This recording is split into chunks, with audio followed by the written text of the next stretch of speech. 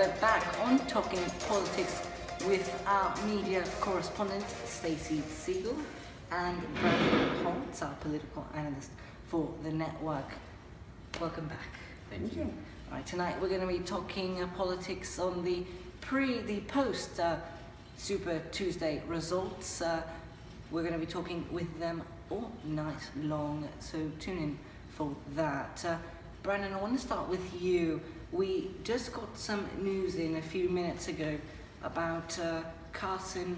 There was a quote done by Carson saying, there it is on your screen, saying that he will, it's presumed that he will drop out. What can you tell us on that? It is that it's presumed, however, there is no news that he's actually dropped out. He made a statement saying that he believes that it is pointless by this point that he's continuing after he got hammered on Super Tuesday, but that doesn't necessarily mean that he's going to drop out right away. There's no time frame yet. However, he's decided and stated today that he's not going to come to the GOP debate, so it's a sign telling towards the end.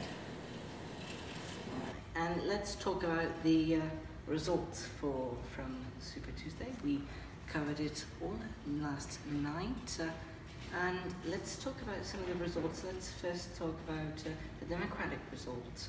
Are we shocked at Clinton's win in Georgia and other states?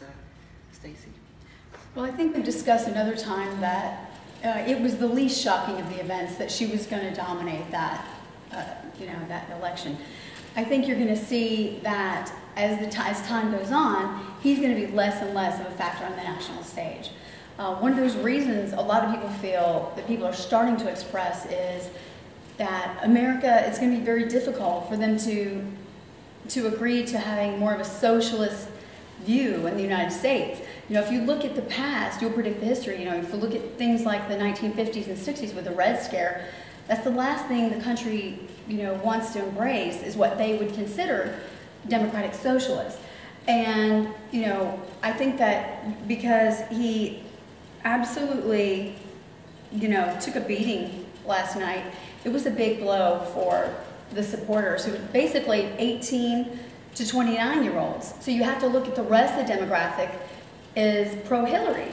So it was clubbing like a babysitter. Well, two things. Number one, that's not part of that is true, however, not all of it.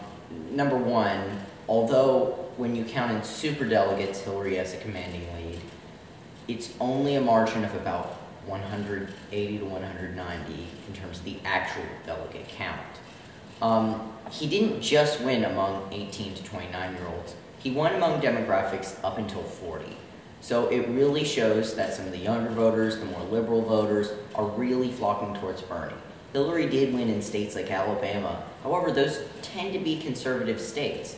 Bernie won among liberal voters. And you said earlier about democratic socialism.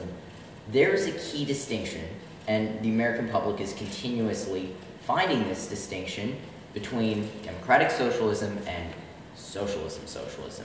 For example, Bernie Sanders does not believe that the government should control the means of production. There's a big difference in a lot of the policies that he's advocating for versus actual socialist policy. Right, but if you look at the policy and its effect on the United States, it's actually like de facto communism, even more than it is socialism.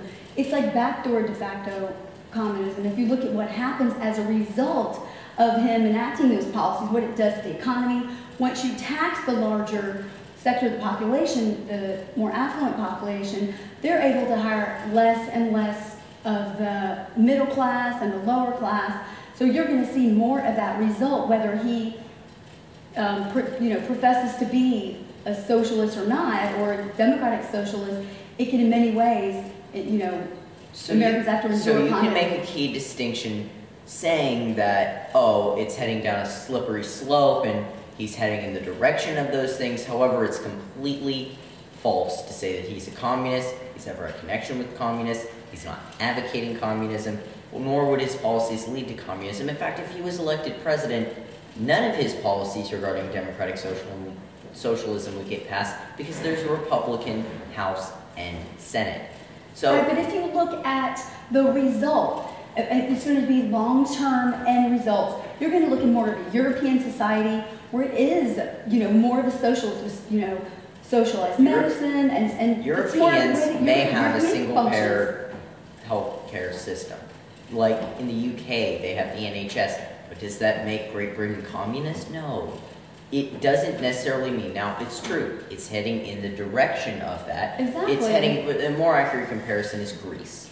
It's heading in the direction of a debt crisis. It's heading in the direction of potentially an economic crisis. But it does not mean at any point that it would result to something along the lines of, say, North Korea or full-on socialism, which, at least from North Korea's claims, they are.